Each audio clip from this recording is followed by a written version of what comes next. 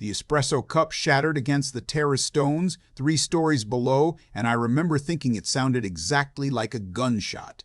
My hands were bleeding where they'd caught the wrought iron balustrade, my body swinging over the Amalfi coastline, with nothing between me and the Mediterranean but 200 feet of limestone cliff.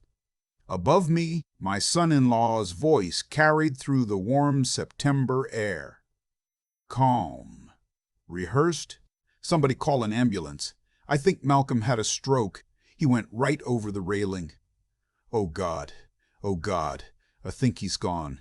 I wrapped my legs around the iron supports and pressed my forehead against the cold metal and made a choice I still can't fully explain.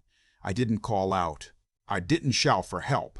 I hung there 63 years old with torn rotator cuffs and blood running down my wrists because I needed to hear what Jace Whitmore would say when he believed I was dead. Let me go back 2 weeks. I was standing in the lobby of Henderson and Associates in downtown Chicago, holding a cashier's check for $95 million. 31 years of my life reduced to a single piece of paper. Ashford Engineering, the company I'd started in a rented warehouse on the South Side when I was 32, designing bridges nobody else wanted to build, had just been acquired by a multinational consortium. My daughter Simone flew in from Boston that morning.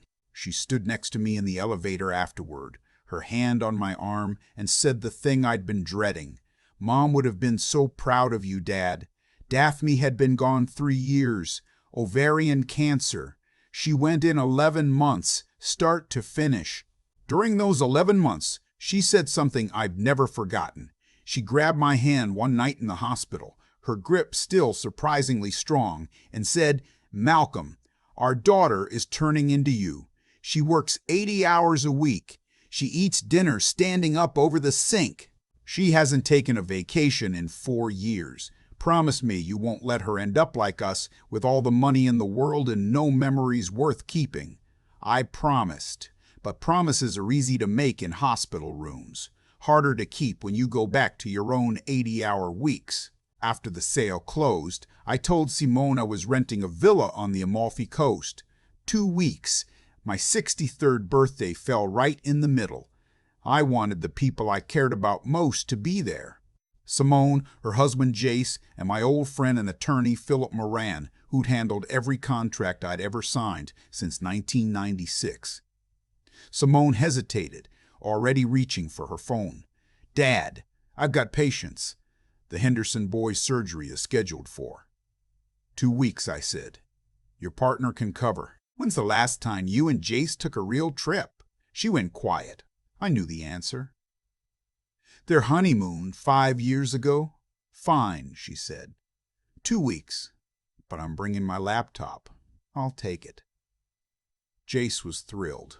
He called me that night, his voice bright with that salesman energy he never quite turned off.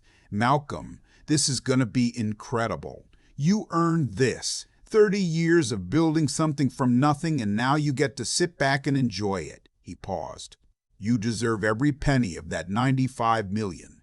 Jace Whitmore had charm the way some people have perfect pitch. It was effortless, natural, and occasionally weaponized. He'd married Simone 4 years ago after a whirlwind courtship. He worked in private wealth management at a firm downtown, the kind of place with mahogany everything and whiskey decanters in every office. Good-looking, well-spoken, always knew the right thing to say. Daphne had liked him. I'd liked him too. Maybe that's why I missed it for so long. The villa sat on a cliff above Positano, whitewashed walls with blue shutters, terraces stacked like wedding cake layers down the hillside, lemon trees, bougainvillea so thick the walls looked like they were bleeding purple. The owner, a retired Italian opera singer, had a housekeeper named Gianna who came with the property. Stout woman, mid-50s, moved through rooms like she was memorizing them. Never said more than necessary. Simone and Jace arrived on a Tuesday. Philip flew in Wednesday morning, looking ridiculous in a Hawaiian shirt his wife had packed for him. He brought a bottle of 25-year Macallan as a birthday gift and immediately set up his laptop on the kitchen table. That first night, we ate on the upper terrace. Gianna had made fresh pasta with clams, the kind of meal that makes you forget everything except the taste. The sun was dropping into the Tyrrhenian Sea. The whole coast looked like it was on fire. "I've been thinking," I said, "about what to do with the money. I want to build something lasting. An engineering scholarship fund, maybe. Full rides for kids from neighborhoods like the one I grew up in." "That's noble," Jace said. He refilled my wine before I'd asked. "But have you really thought through the structure? With that kind of money, you need an irrevocable trust. Otherwise, estate taxes will gut you. Simone could lose 40, 50 million if you don't plan this right." I set my glass down. "I've got Philip for that." "Of course. Philip's great. But tax law isn't his specialty, and honestly, Malcolm, with all respect..." "Philip's what? 68? You need someone younger in the loop, someone who understands modern financial instruments, asset protection, generational wealth transfer." He leaned back, casual as anything. "I do this for a living. I could set up something bulletproof." Simone frowned. "Jace, we're on vacation." You're right. He raised his glass. "To Malcolm, to retirement, to family." We drank. But I noticed Jace watching me over the rim of his glass, the same way I'd seen men watch across negotiating tables for 30 years, measuring, calculating.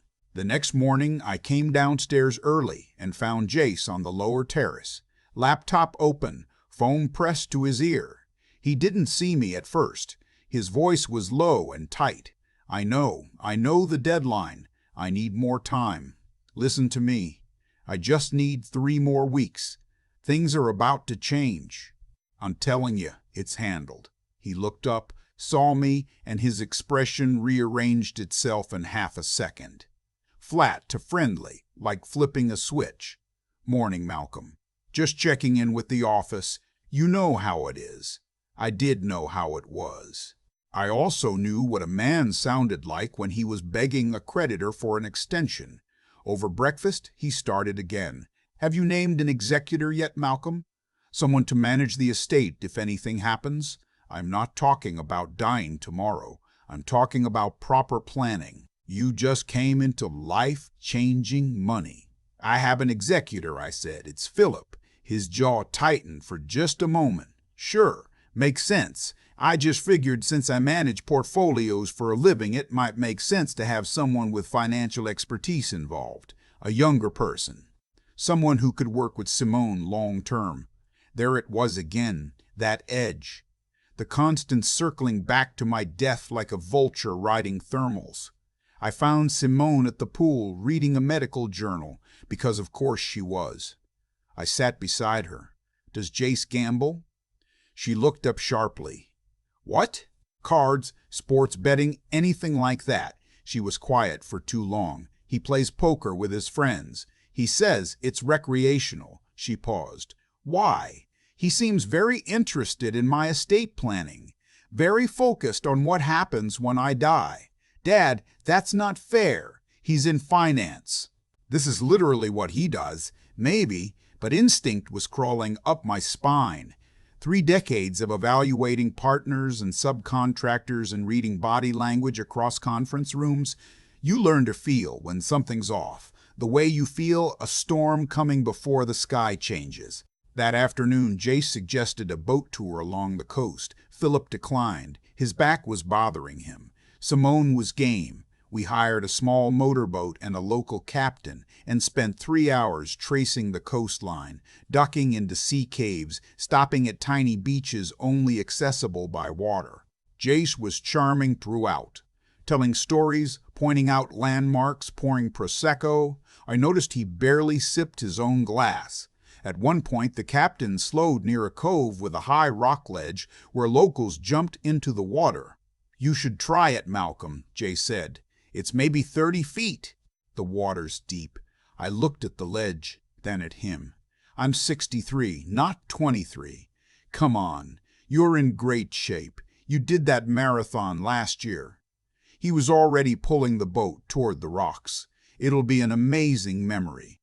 I can film it. Dad, don't, Simone said. But she was laughing. I declined. Jace's disappointment was brief but visible. That night after dinner, I couldn't sleep. I went to the kitchen for water and found Gianna there, scrubbing the counters. She startled when she saw me. "Signor Ashford, you need something, just water." She poured me a glass, then stood there, wringing the dishcloth. She wanted to tell me something. I could see it in her posture, the way she wouldn't look at me directly. "Gianna, what is it?" She shook her head. "Is nothing." I waited. Sometimes silence is more persuasive than questions. "Your son-in-law," she said finally. "Today, while you are on the boat, he stay behind. He tell you he go for a walk, yes." Jace had said he was exploring the village while Simone and I napped before dinner. "I see him in the village," she said. "At the farmacia he buy something." She paused. "He act strange, look around many times, hide the bag inside his jacket. What did he buy?" She shrugged helplessly. "I don't know, but I know the farmacia. They sell medicine. Also things for cleaning. Chemicals." I thanked her and went back to bed. But I didn't sleep. The next day was my birthday. Gianna outdid herself. Roasted branzino, risotto with saffron, a lemon tart that could make you weep. Philip gave me a first edition of a Robert Caro biography I'd been hunting for years. Simone gave me a framed photograph I'd never seen before, her and Daphne at the beach when Simone was maybe 10, both of them laughing with their hair blown sideways by the wind. "Where did you find this?" "In Mom's dresser, in the back, behind her scarves. I think she kept it where she could see it every morning." I held that photograph and something cracked open in my chest. I remember that day. A Saturday I'd almost skipped for a client meeting. Daphne had looked at me and said, "Malcolm, if you go to that meeting, don't bother coming home." She never spoke like that, so I stayed. Best Saturday of my life. Jace cleared his throat. "I've got something special too, Malcolm." He produced a bottle of wine, a 1990 Brunello di Montalcino. I had it shipped from a dealer in Florence. "Your wedding year, right?" Daphne and I married in 1990. How did he know that? I'd never told him the year. He opened the bottle with ceremony, poured my glass first. The wine was dark, almost black. Beautiful aroma. I raised it to my lips. "Aspetti." Gianna's voice, sharp. Everyone turned. She stood in the doorway, holding a tray of dessert plates, staring at Jace. Her face had gone white. Then she caught herself, muttered something about forgetting the serving spoons, and retreated to the kitchen. But I'd seen her eyes. She'd been looking at the wine, at Jace, at the wine again. I set my glass down. "Actually, I think I overdid it at lunch. My stomach's not right. I'll stick with water tonight." Jace's smile stayed in place, but something behind it shifted. "Oh, come on, Malcolm. One glass. It's a 1990 Brunello. Do you know what that cost?" "I appreciate it. I just don't want to risk getting sick on my birthday." Simone touched Jace's arm. "He said he doesn't want it." "Fine." His voice was flat. "Fine." After dinner, I found Gianna in her small room off the kitchen. She was sitting on her bed, hands clasped, rosary wrapped around her fingers. "Tell me," I said. She looked at the door, closed it. "This afternoon," she said, "while you are at lunch, I am preparing the table. He comes into the kitchen, your son-in-law. He has the wine bottle, the one he just opened, and a small brown bag, the one from the farmacia. He takes out a bottle, not wine, medicine bottle. He grinds something, pills maybe, into powder. He puts it into the wine. He corks it again. He doesn't see me. I am behind the pantry door. Why didn't you say something immediately?" She shook her head. "He is your family. You would believe me? The housekeeper? Against your daughter's husband?" She was right. I wouldn't have. Not without proof. Gianna, does this villa have cameras? In the kitchen. 1. The owner installed it after a theft last year. Show me. We went to the utility closet where the security system lived. The camera was small, mounted above the refrigerator. The footage was time-stamped. I scrubbed to 3047 p.m. and watched. Jace entering the kitchen, looking over both shoulders, setting the Brunello on the counter, reaching into his jacket for a small brown pharmacy bag, opening it, removing a pill bottle, grinding the pills between 2 spoons, carefully, methodically, uncorking the wine, tipping the powder in, recorking, wiping down the counter, looking around again, leaving. 90 seconds, that's all it took for my son-in-law to try to kill me. Can you save this? Email it? She nodded. Send it to this address. I gave her Philip's email. And Gianna, not a word. Not yet. I found Philip on his terrace reading. We need to talk. He looked at my face and closed his book. I told him everything. The phone calls, the estate planning obsession, the pharmacy, the wine, the footage. Philip's expression went through about 6 phases in 30 seconds. Confusion, disbelief, horror, fury, and then something cold and professional. The lawyer taking over. We're calling the polizia, he said, and telling them what? My son-in-law put something in a wine bottle? We don't know what it was. We don't have the substance tested. He'll say it was a supplement, a flavor enhancer, anything. We need more. More how? I need him to try something where it's undeniable, with witnesses, with video. Malcolm, you're talking about, I know what I'm talking about. He stared at me for a long time. Daphne is somewhere right now calling me every name she knows. Probably. Will you help me? He rubbed his face. What do you need? Here's what we did. Philip would position himself on the terrace below, out of sight but within earshot. Gianna would record from inside the villa through the glass doors. I would give Jace exactly what he wanted, my back turned, at the edge of a terrace with a low stone wall and a 200-foot drop. I found Jace on the upper terrace smoking a cigarette.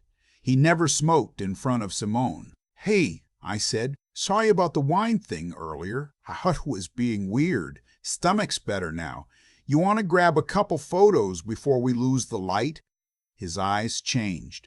It was subtle, but I'd been studying faces across boardrooms for 30 years. A flicker of something that looked like hunger. Yeah? Absolutely. Let me get my phone. We walked to the edge of the upper terrace, the one with the low wall, waist high on me, with nothing below but the iron safety railing 20 feet down, then cliff, then rocks, then sea. The sunset was ridiculous. The whole coast looked like God had spilled paint. Stand right there, Jace said. Perfect light. He took a few shots. Then, turn around, Malcolm. Face the water. I want to get you looking out at the view. It'll be iconic. I turned my back to him. Every nerve in my body screamed.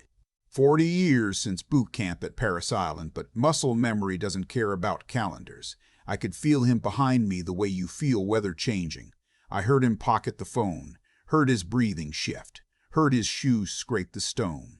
Jace, Simone's voice from the doorway. She'd come up with a shawl for me. What are you doing? Getting a photo. He sounded annoyed. Just stay there. This angle's perfect. You're not holding your phone. Silence. 1 second. 2. Then his hands hit my back. Both palms hard between my shoulder blades. The kind of shove that comes from your whole body. I pitched forward, hit the wall at my waist, and went over. I twisted, caught the top of the wall with my right hand. Held for maybe 2 seconds. Then my grip failed, and I dropped. 20 feet down, my hands found the iron railing. Safety barrier for a maintenance walkway cut into the cliff. Pain detonated through both shoulders, my wrists, my fingers. But I held. I pulled my legs up, locked my ankles around the supports, and hung there in the shadow of the cliff, invisible from above. Jace's voice, Simone. Simone, come here. Quick, your father, he collapsed. I think he had a heart attack. He just went over the wall. It happened so fast, I couldn't catch him. Simone's scream split the evening air. Dad, Dad. Then Jace, we need to stay calm. Listen to me. If we call the authorities, there'll be an investigation. Media. It'll be public? Ugly? Wouldn't it be better if we just said he collapsed in his room? Peacefully. No one needs to know about the cliff. We can protect his dignity. A long pause. Then my daughter's voice, and I'd never heard it like this. Cold. Surgical. Protect his dignity? Or protect you? Simone, I'm trying to help. I saw you. I was standing right there. You pushed him. You pushed my father off this terrace. That's insane. He stumbled. He was off balance from the wine. He didn't drink the wine. He didn't drink anything. I saw your hands on his back. Scuffling. A chair scraping stone. Jace's voice dropped the charm like a mask he was tired of wearing. You want the truth, Simone? Your father was about to throw away $95 million, scholarship funds, charity projects, handing it to strangers while I sit there drowning in debt that would take me 3 lifetimes to pay off. I've been managing other people's money for 12 years, watching them waste it, watching them throw it away on causes that don't change anything, and your father was about to do the same thing. I wasn't going to let that happen, so you tried to kill him for money. I tried to secure our future. Yours and mine. You think your little pediatric practice pays for anything? You think your salary covers the life we're living? Every dinner, every trip, every suit I wear to the office is leveraged against credit lines I can't sustain. I'm $600,000 in the hole, Simone. Sports betting, bad investments, margin calls. I needed that money. I deserved a share of it. I worked him for 4 years. 4 years of, Malcolm, let me help you with your portfolio. 4 years of being the perfect son-in-law. And he was going to give it all to strangers. I hung from that railing, listening to every word, my arms shaking, my shoulders on fire, and I felt something I didn't expect. Not rage, not triumph, just a deep, heavy sadness like someone had filled my chest with wet sand. Philip's voice from the lower terrace. I've recorded everything. The police are already on their way, Jace. I'd suggest you stop talking. More scuffling. Jace's voice. Panic now. You can't do this. Simone, tell them. Tell them I'm your husband. Tell them I'm your husband. Tell them I'm your husband. Tell them get away from me. My daughter's voice cracked like a rifle shot. Don't you ever touch me again. Then Philip. Malcolm, are you still with us down there? I called up, my voice ragged. Still here. Getting tired, though. It took Philip, Simone, and Gianna pulling together to haul me back over that wall. When I collapsed on the terrace stones, every muscle in my body was shaking. Simone dropped to her knees beside me, sobbing, pressing her face against my chest. Jace stood against the far wall. His face was gray. The charm was completely gone, and underneath it, there was nothing, just a hollow man who'd gambled everything on the worst possible bet. The carabinieri arrived 20 minutes later. They handcuffed him by the lemon trees. He didn't look at me as they led him past. He looked at the ground, at his shoes, at anything but the people he'd betrayed. That night, I sat with Simone on the lower terrace, a blanket around my shoulders, ice packs on both arms. The moon was up over the water. Neither of us spoke for a long time. I brought him into our family, she finally said. I married him. I let him sit at your table, sleep in your house. You didn't know. I should have. The signs were there. The secrecy about money. The way he'd get agitated whenever I mentioned our savings. He told me he had it under control. She pressed her palms against her eyes. I almost lost you because I trusted the wrong person. You didn't lose me. I'm right here. Why didn't you tell me? About the wine, about what you suspected. Because I wasn't certain. Because I needed proof that would hold up. And because I knew if I told you, you'd confront him and we'd have nothing but accusations. So you let him push you off a cliff. I let him show who he really was. That's the stupidest, bravest, most insane thing I've ever heard. Your mother would agree with the stupid part." She laughed through her tears, a short, broken sound. Then she said something that changed everything. "Dad, I'm taking a sabbatical. 6 months, maybe more. Simone, your patience? My partner can handle the practice. I need time. I need to be with you. I need to figure out who I am when I'm not performing surgery or filing paperwork or pretending my marriage isn't falling apart." She grabbed my hand. "You said Mom made you promise not to let me turn into you. Well, I turned into you anyway, so now I need to find my way back." My throat closed up. I managed to say, "I'd like that." We stayed in Italy 3 more weeks while the legal case took shape. Philip handled the coordination with the Italian prosecutors and a local attorney he'd retained. The toxicology report on the wine came back: crushed alprazolam mixed with diphenhydramine.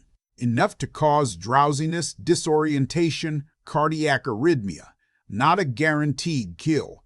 Just enough to make a 63-year-old man unsteady on his feet near a cliff edge and make the fall look like a tragic accident.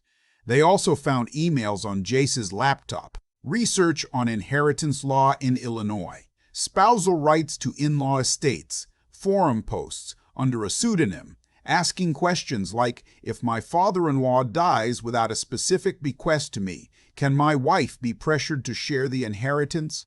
How long after a death before estate assets become accessible?" The gambling debts were worse than he'd admitted.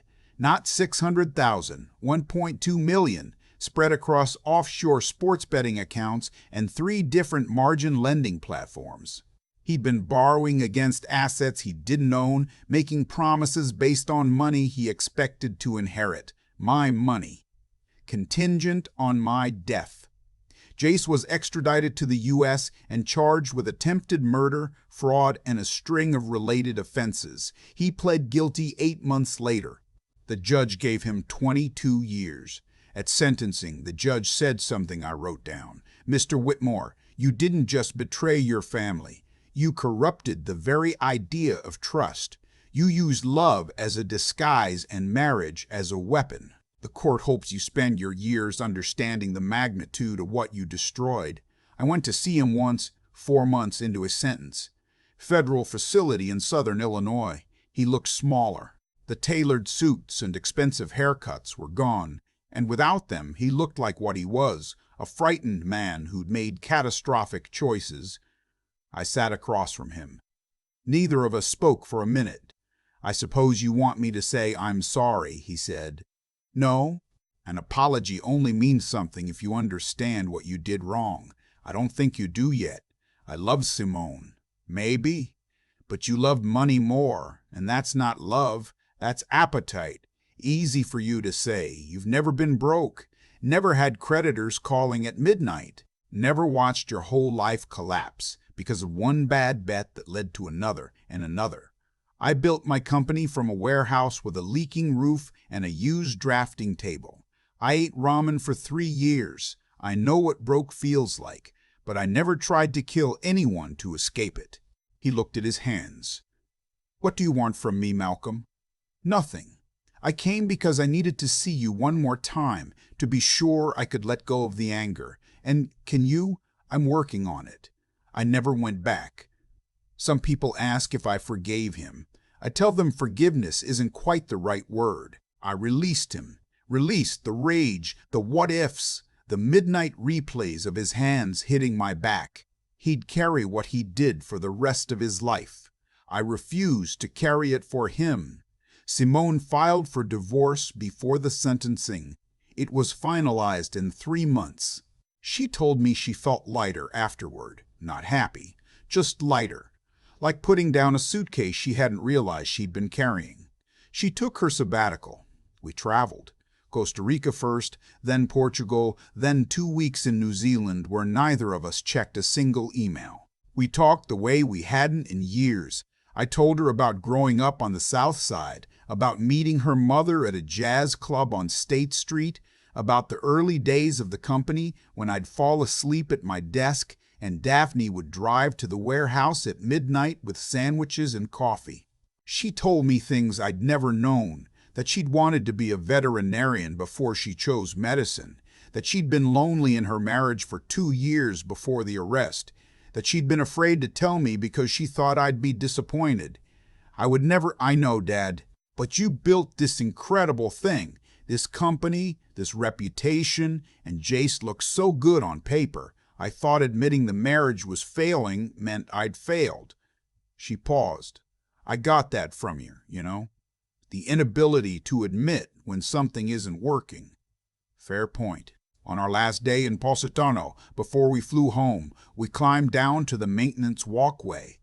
The railing was still there, bolted to the cliff face, rusted in spots, sturdy as the day it saved my life. Gianna had done something without telling us. She'd hung a small ceramic tile on the wall beside the railing, hand-painted with the Italian words, Dove hai scelto la vita, where you chose life.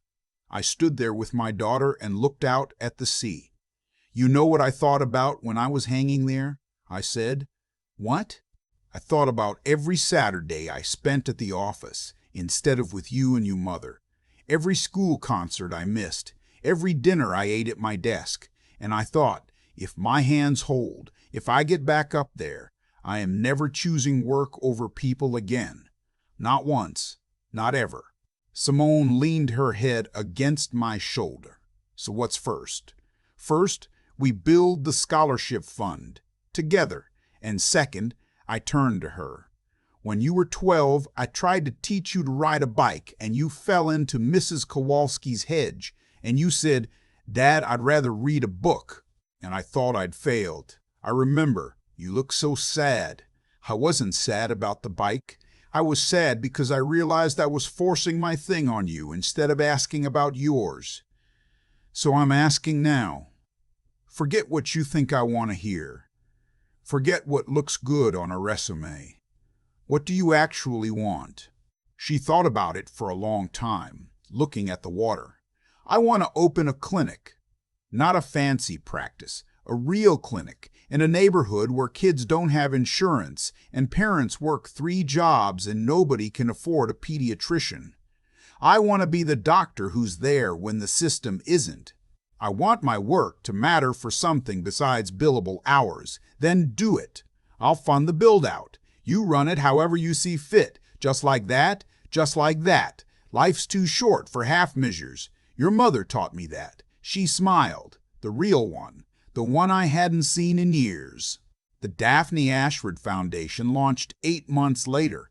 Half engineering scholarships, half community health. Simone designed the clinic herself, working with an architect friend in Inglewood, the South Side neighborhood where I grew up. They renovated an old firehouse into something beautiful. Bright colors. A play area in the waiting room. Murals on the walls painted by local high school kids.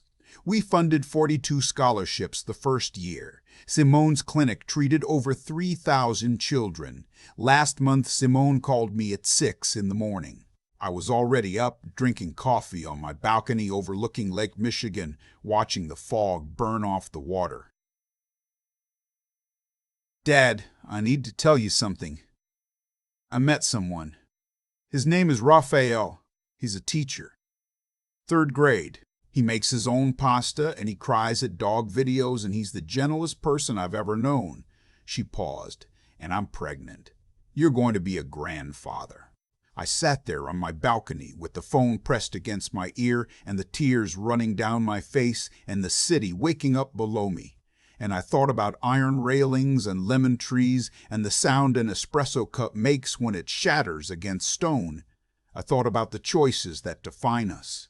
The choice to hold on when everything says let go. The choice to listen when silence would be easier. The choice to build something worth leaving behind. And I thought about Daphne, wherever she is, finally not angry at me for once.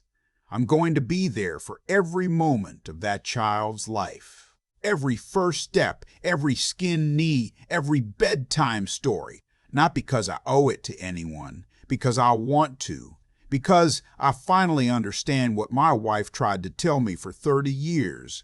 Success isn't the bridges you build, or the checks you deposit, or the company with your name on the door.